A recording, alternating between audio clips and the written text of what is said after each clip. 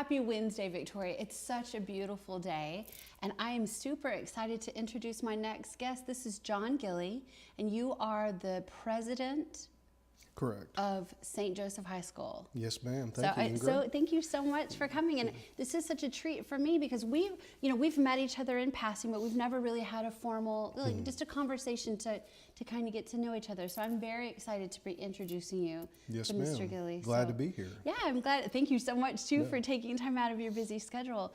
So, president of St. Joesph High School. This is phenomenal. Absolutely phenomenal.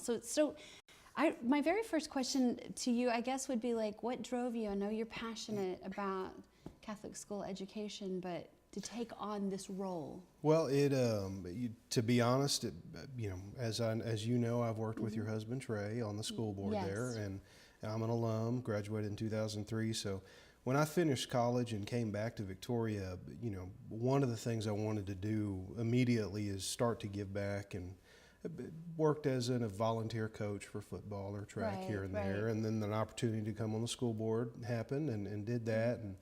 And the idea to apply for the president role was not one of my own, I have to be honest. Our outgoing president, Tom May, who I grew close with, working with him on the board, actually recommended it to me and to the executive committee. And from there, it kind of snowballed, and in a good way. And I applied, and it. I'm going to interrupt you really quick, Sure. and I apologize in advance for, but you're very modest and humble. I think many people on the board and throughout the community were really hoping that this was something that you would. Well, that is very humbling, and I appreciate that. And it's a big family over there, as you well know, and y'all are certainly part of it. And no one position does everything. It's a team effort. It truly is. And whether it's president or administrators, teachers, coaches, students, parents, we're all here to make Victoria a better place, and we do that by educating our young men and women there. So now, when you were on the school board, what did you learn? Was there anything about St. Joesph High School that you learned on the school board that you didn't really know before? Well, my perspective previously was just as a student. And as a student, you've kind of got your blinders on. You're focusing on, your academics or whatever extracurriculars you're in, or the girlfriend you have or want to have, or whatever you're doing, and you don't realize that there's a lot of moving parts going on behind the scenes. And when I came onto the school board, you start to realize, how important the financials are, and the tuition and the costs that are associated with running a physical plant like we have, with having productive teachers, and paying them a really good salary, and benefits, insurance. So there's a lot of different things that a student you never realize. And then along with that, all the relationships that we have outside of St. Joesph High School. We are a Catholic school, so we partner with the Diocese of Victoria through our accreditation to make sure that we can have the Catholic moniker, and that's very instrumental in what we do. And then partnering with our feeder schools, we have to have really good relationships with Our Lady of the Gulf in Port Lavaca, Our Lady of Victory, Nazareth Academy, Trinity Episcopal. So there's so much more going on than just a student sitting in a classroom, or a student, shooting a free throw in a basketball game. And so on the school board, I realized that, and actively participated in managing some of those aspects, and got some really good experience. I was on the finance committee, the advancement committee, strategic planning, and maybe policy for a little while, through my 4 or 5 years that I was on the board prior to this. Wow. So what do you think is something that most people don't know about private school education? Well, I think our families truly have a good idea of what goes on at St. Joe. At the same time, they may not really understand the passion and the calling that some of our teachers and faculty and staff have for it. It's certainly not like entering the priesthood or anything, but it truly is a calling. And we have faculty and staff members that have given 30 to 40 years of their lives. I saw that you had, the part of the award ceremony for the seniors to give those, accolades to Oh, Nancy Peters and to and what Mr. Posey. what and it is we have some fantastic teachers that are competitive, that could go and teach anywhere in the state of Texas. And to be quite honest, if they didn't live here in Victoria or go taught in public school, they could earn higher salaries in other markets because of how talented they are. They choose to be at St. Joesph High School because of that atmosphere that we have. And that's something that's very special about it. And I think most people know that, but not everybody truly understands, the people in those buildings over there truly care day in and day out about every individual that walks through those doors. Did you feel that when you were in high school? Because I know my husband I did. I really did. I had some good relationships. I then had and still do have family members on the faculty and staff. So Gretchen Boyle is my dad's youngest sister, and she taught me. I did not know that. So she was Gretchen Gilley. Yes. And a little sidebar, so Mike Boyle was a brother and taught from the mid-'60s on for a bit, departed on some missionaries, and then came back. So he actually taught my father, who graduated in 1969.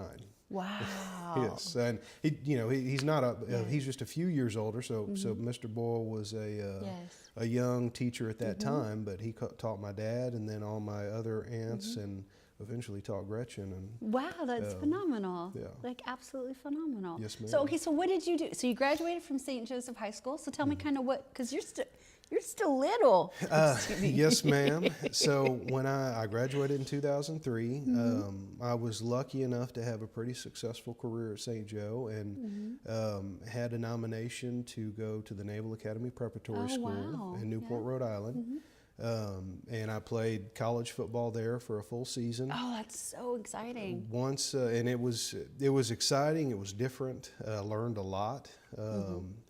Spent a year there. After that year, you have the option to go into the academy in Annapolis, or just depart wherever you want to. And what I couldn't pinpoint it then, and I really did enjoy the opportunity very much. But there was something inside of me, I couldn't determine what it is, that I needed to come back to Texas. I needed to be closer to home. And there was nothing wrong, within the family or anything that but needed to be addressed. And I wouldn't even say it was a sense of being homesick. And I honestly, I think where I'm sitting today that was the beginning of this journey. Isn't that such a phenomenal way to remember how your spirit led? Yes, Sometimes absolutely. you don't know what the answer is at the time. Yeah, absolutely. And so when after that year, I departed, and still had a great interest in playing college football, and spoke to several universities here in Texas.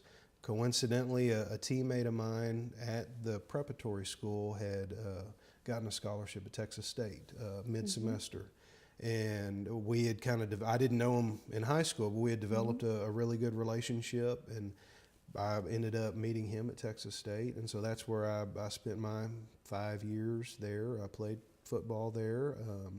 Was lucky enough to be a team captain of a conference championship team my senior year. And yes. It was a very rewarding experience. Did you want to go further? Did you want to further your football? Sure, I would have loved to play a game for a living, but you got to be super talented, and I certainly was not. Being at an institution like Texas State, we certainly don't put as many professionals in or as many athletes in the professional leagues as a UT or A&M like our neighbors do. But I got to meet some scouts, my senior year, and do a few things. It was quite interesting. But you love the game. Oh, yes. And you love playing. Absolutely. And you got to play. Absolutely. And it paid for a lot of my college. That's right. It's a win-win-win. Okay, so I have feet to the fire questions, which are just kind of a fun thing that I do. So feet to the fire, the greatest football player that ever lived. Oh, man. Well, I think now it's pretty obvious that that's Tom Brady. And I'm not a Patriots fan, but I'm not a hater either. What he's been able to do his entire career, stepping in to fill Drew Bledsoe's shoes, and it's pretty phenomenal. Interesting, kind of connection there with Texas State and Tom Brady. So ESPN has done 30 for 30 shows before. I don't know if you've seen those. I have no idea what that is, but I'm just shaking Okay. my head yes to make you They feel do comfortable. various documentaries, and I don't know if it was actually part of the 30 for 30 series, but they had one called The Brady Six a few years ago. And what The Brady Six is, this was a 2-hour-long documentary on just Tom Brady's journey. Right. And there were 6 quarterbacks drafted in the draft that he was eligible in that went before he did. I think he was drafted in the 6th or 7th round. Wow. One of those quarterbacks was our starting quarterback at Texas State back in the day. Wow. And so it just he's been able to overcome so much. And he's a phenomenal athlete, and he's a winner. And Right. There's some close seconds, but I would have to put him at number 1. And your favorite team right now? In the NFL? Yes, sir. Dallas Cowboys. Growing up, I was born in '84, so I was old enough to really enjoy the run that the Cowboys did in the '90s. Yes. At the same time, I was a big Warren Moon fan and rooted for the Houston Oilers as well. Yeah. I still remember the day when they gave up a 32-point lead to the Buffalo Bills in that playoff game. That was, I think everybody remembers that. But Dallas Cowboys for sure, and then I follow college football even more than pro, honestly. We do too. So who's your favorite college team? So obviously I have to say the Texas State Bobcats. There you go. And All I right, do try to Bobcats. go back to, a game or two every season. Oh, good. But I do have to say that growing up, my mother was a University of Texas graduate. So I was singing the eyes of Texas and doing the hook 'em horns, from real baby. little, and Yes. so we try to go to multiple Longhorn games as well.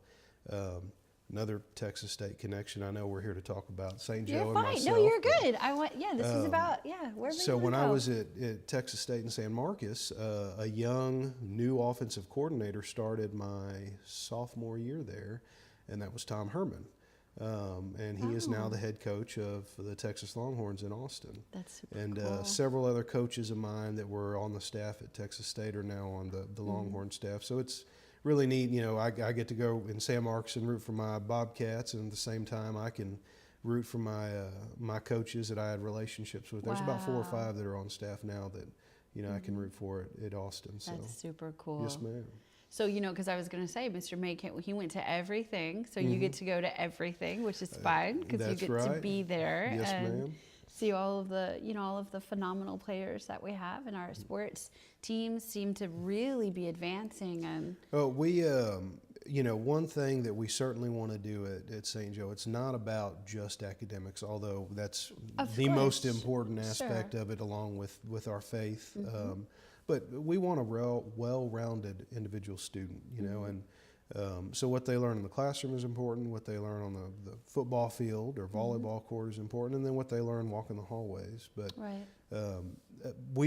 I'll be honest, we were lacking on the athletic side a little bit, and Tom and the board wanted to change that, and we were able to bring on some new coaches over the Right. past few years that have really elevated our standards, both in the men's and women's. Right.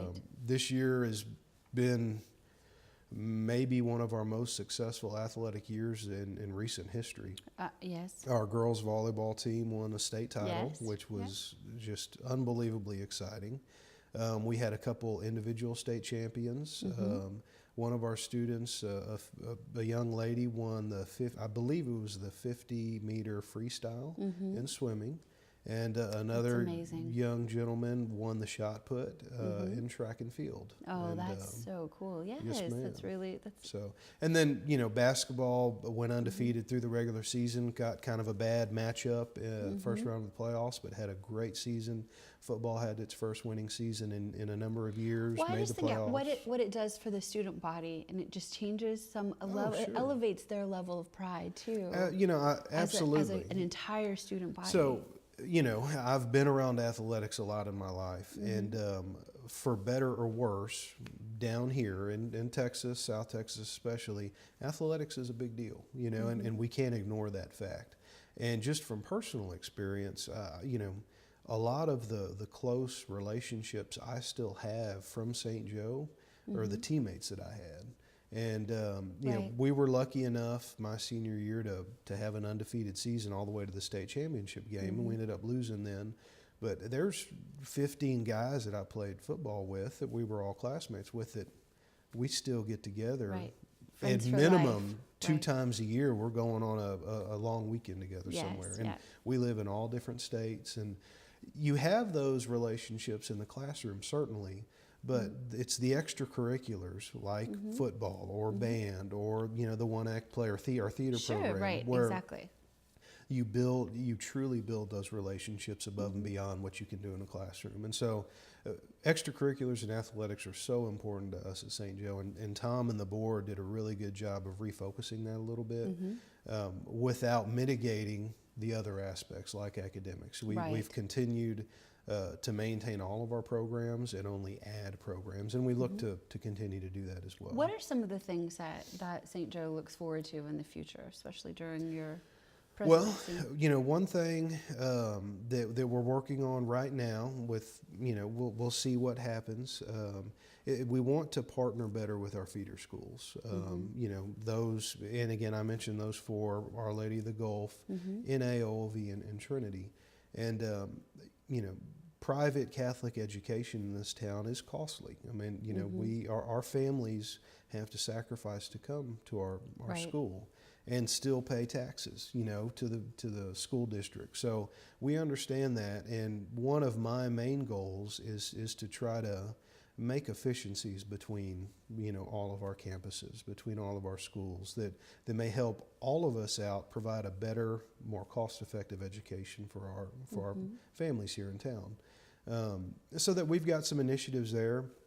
If that means we cost share on a teacher that can teach on multiple campuses, great. I would love to do some things like that, and there's some that's possibilities of that happening. You know, and then just other aspects like that. Another thing that I really want to focus on is, you know, and I'm sure we'll have some students that aren't too thrilled about this. I love this smile already. Here Oh, we yeah. go. You know, I certainly feel that St. Joesph High School, you know, sets a high bar. We hold ourselves to a very high standard for ourselves as an institution and for our students. And I think that's a positive. Right. You know, when parents are going to make that sacrifice to send their students to our school, you know, they want to make sure that they're getting value in those dollars, because that could go to a house payment, that could go to saving for college or a vehicle or many other expenses we all have.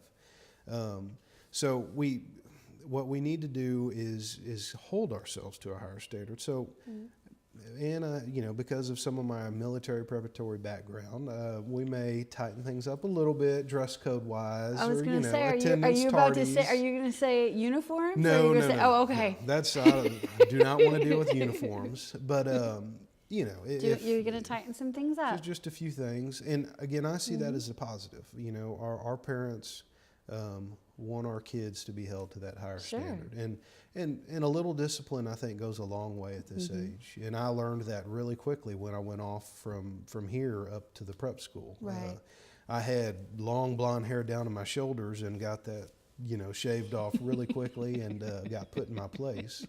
And so, you know, we want to make sure that when our kids leave, you know, they are that higher standard. When they're going to college, they're a step ahead of any other student in the classroom. When they interview for their first job, they're that candidate that gets picked. And of course, what they do in college is going to dictate a lot of that. But I think that foundation starts now when they start, you know, becoming adults. I mean, our kids are transforming from, you know, newly teenagers to voting adults, you know, and that's a big transition. And it goes so fast. It does, absolutely. So we, you know, in that transition, you know, I personally feel that, you know, if we have a good foundation, a good regiment, they can have proper growth and become great young men and women, great citizens, fathers, mothers, spouses. So.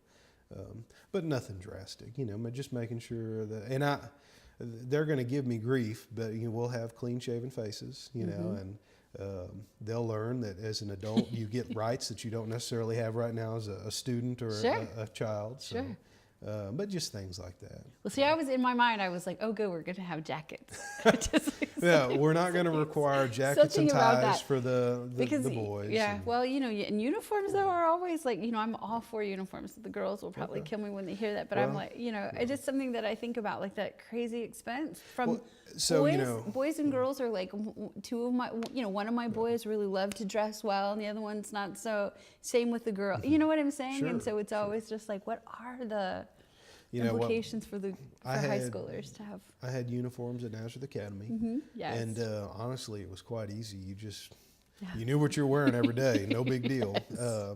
And then high school, you had to worry about what you were wearing. Not that it was, that big of a deal to me then, but it certainly is an expense either way you look at it. For the either way, families. right? Exactly. And I'm sorry, I sort of digressed. I was like, no, because I was like bearing down for he's going to say uniforms. Well, when you talk about private schools, uniforms always seems to go hand in hand with them, and we like our students to be able to express themselves, but do it modestly. And again, we want to prepare them for college and for the workforce one day, and they need to know that proper attire is warranted at certain times, and so. We're going to tighten a few things up, but nothing that's going to be too bad. What about for families who are interested, who are interested in a private school education, but then worry about cost? What are some things that we for a very, very long time, St. Joesph High School has had a grant program where any family can apply for financial assistance. They do it through an online third party. With that application, requires some standard financial documents. That third party reviews those things and then basically sends us a recommendation given the financials that they have. And then we have internally, our business office reviews all of that. Now, how we determine what's given out, first, our budget is we're very strict about our budget in that only a set percentage of our overall budget goes to grants. It's typically about 10%, which comes out to be a good number. Right, still. exactly. We're a large institution. And then, so we take that 10% and that is divvied up between all 300 plus students, or not all 300, but among the 300 plus students who apply. And we always encourage any family that has concerns about that, to apply. Just apply, Just try to apply. There's first. no harm, no foul Yes. to submit an application and a grant application. And we'll have conversations and we look at each individual family's circumstances. All that's kept confidential. But a lot of students, very successful students in high school and later in life have been able to go to St. Joe because of the grant program. On top of that, it is a St. Joe family, and we've been lucky enough for generations to have, alumni and benefactors who give scholarship dollars to individual families that they may know. Sometimes those individuals will just give a lump sum specifically for scholarship dollars for a certain type of student or a certain program or things like that. And that even gives us more flexibility to go above and beyond what we can do through the grant program. Right. The one thing that we always want to make sure happens at St. Joe is that every family is invested at the same time. So there are no full scholarships or free rides. We never really have done that, and we currently don't do that. But we feel that a family and a student is going to be more invested in what they get out of it if they have something on the table as well. And I think it benefits everybody in that. And of course, if we had all the money in the world, we'd love to just teach for free, honestly. But there's realities that we do have to run it from a financial standpoint as well. So you were formerly a banker. Yes, ma'am. And now you're president of your alum school. And so I was just wondering, what are you bringing to that? Is that the big? Well, so I think a couple things, and I worked for First Victoria / Prosperity Bank through the merger for 8 or 9 years, right out of college, honestly. And I was in the trust department, and so Most of my job duties dealt with client relations, asset management, whether it be investable assets or ranch real estate, oil and gas. But I think the key thing is my responsibilities were the responsibilities of a fiduciary. And that is maybe my biggest takeaway that I'm going to take from there with others to St. Joe is my position now as president is I'm a fiduciary. I have the lives and responsibility of all these students that walk through our doors every day.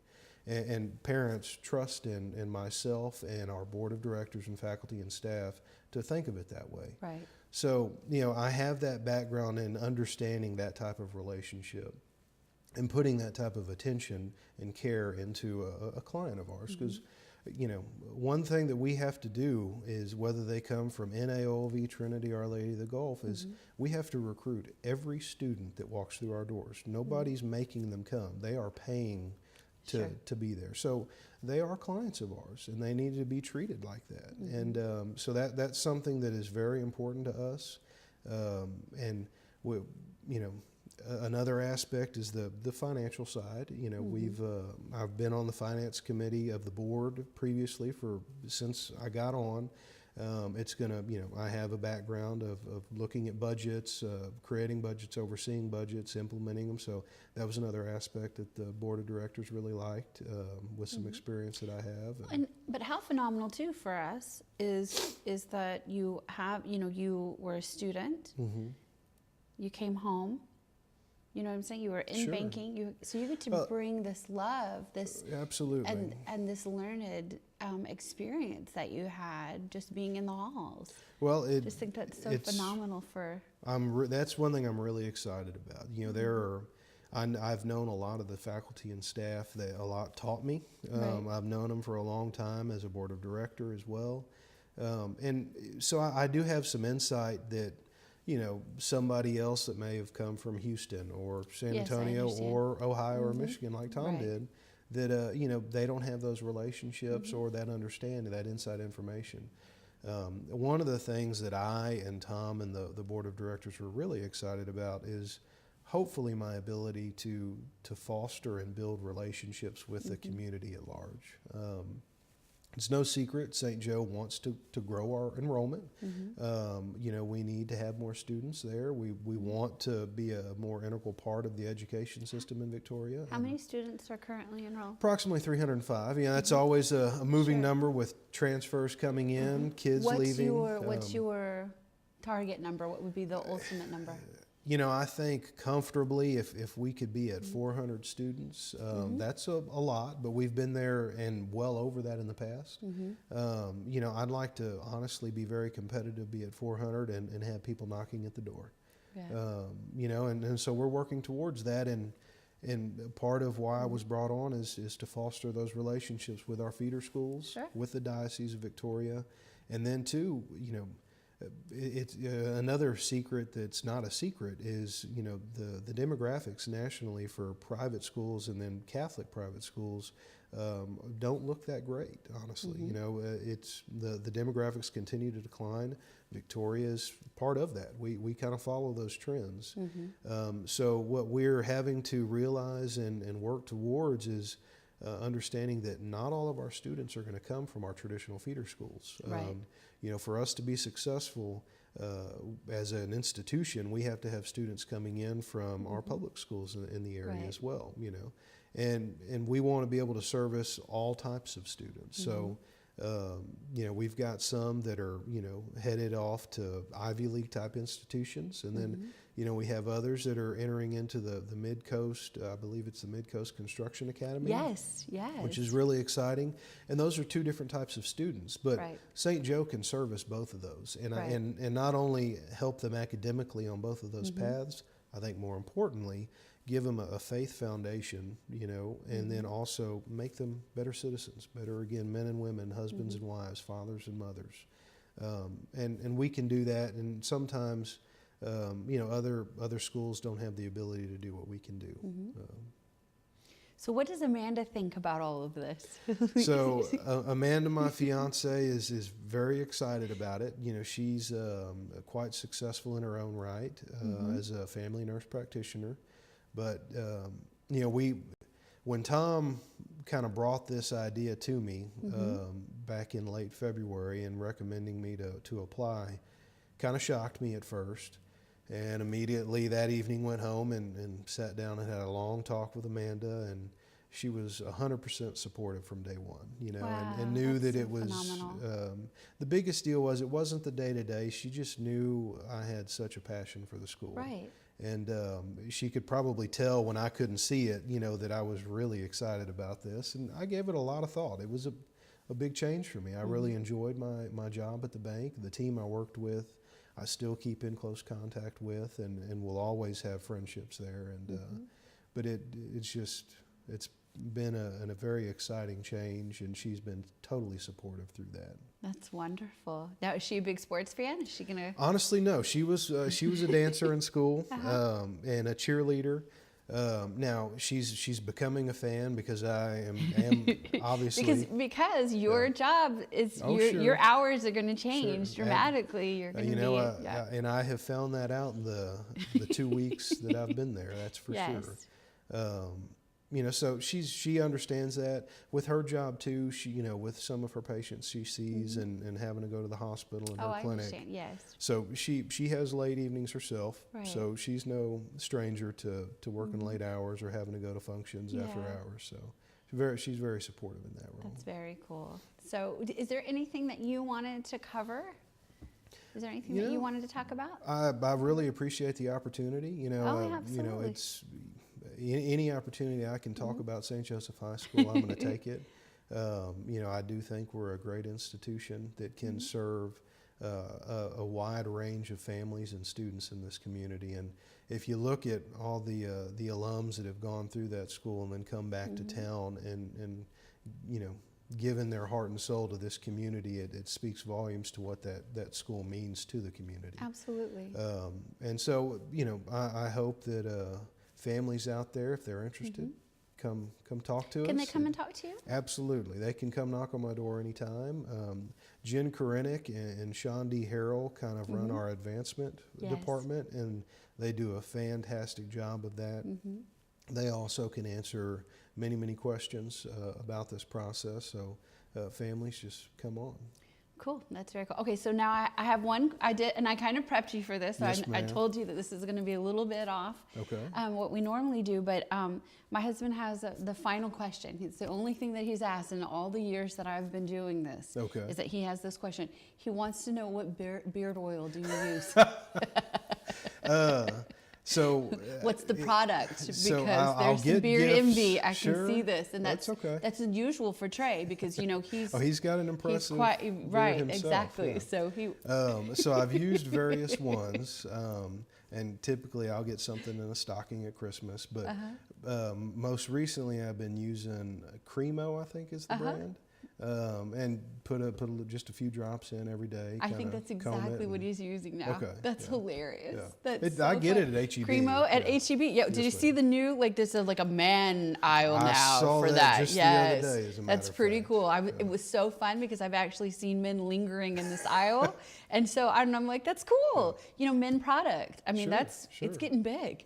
It's getting big. Well, I really appreciate you. Well, thank you so You're much. having, yes, thank you so much, and welcome. Yeah, you know, thank you. here to welcome home. That's right. It's been like I say, today I started May 1st, so today's 2 weeks, and it's, you know, every day I show up, I've told Amanda this, there's been days where I've had to stay to 7, 8 o'clock. Yes. But when I get home, I'm saying today was fun. Yeah. You know, and that's really exciting. 150 years. That's And right. you're a part of the next. I am, and hopefully we can kick it off for another 150. Oh, I hope so. I'm sure you will. Yeah. I'm sure you will. Thank you so Yes, much ma'am. for joining Thank me. you. I appreciate the opportunity. Of course. Thank you so much for watching Southbridge Street Live.